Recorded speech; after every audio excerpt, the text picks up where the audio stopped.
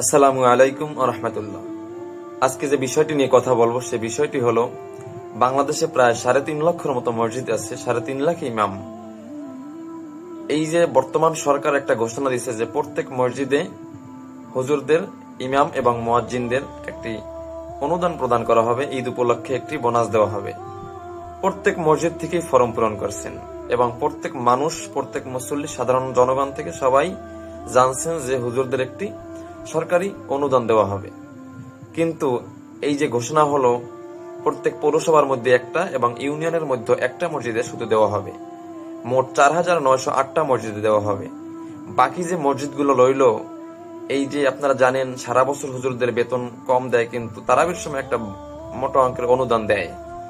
যাই হোক, অনেক হুজুর আছে যারা অসহায়, যাদের কোনো সরকারি চাকরি নেই, এই ইমামতি এবং নুরানি মাদ্রাসা চাকরি এই করেই তাদের সংসার চলে।